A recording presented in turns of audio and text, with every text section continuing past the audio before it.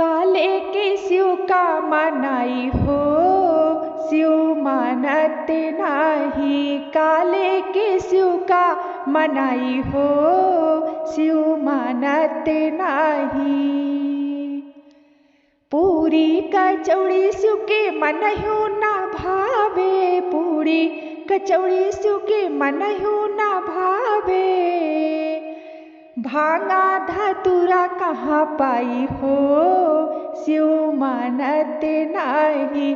भांगा धतूर कहाँ पाई हो, शिव मानत नाही। काले के शिव का मनाई हो, शिव मानत नाही।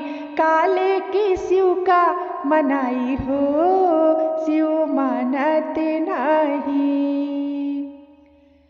साला तू साला शिव के मनहु ना भावे, साला तू साला शिव के मनहु ना भावे। मृग के छाल कहाँ पाई हो, शिव मानत नाही। मृग के छाल कहाँ पाई हो, शिव मानत नाही। काले के शिव का मनाई हो, शिव मानत नाही। काले के शिव का मनाई हो, शिव मानत नाही। मोटर गाड़ी शिव के मनहु ना भावे, मोटरियो गाड़ी शिव के मनहु ना भावे। बसहा बैल कहाँ पाई हो, शिव मानत नाही। बसहा बैल कहाँ पाई हो, शिव मानत नाही।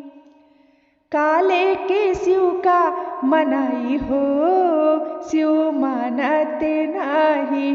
काले के शिव का मनाई हो, शिव मानत नाही। कोठाया टारी शिव के मनहु ना भावे, कोठाया टारी शिव के मनहु ना भावे। टुटली मड़ैया कहाँ पाई हो, शिव मानत नाही। टुटली मड़ैया कहाँ पाई हो, शिव मानत नाही। काले के शिव के मनाई हो, शिव मानत नाही। काले के शिव के मनाई हो, शिव मानत नाही।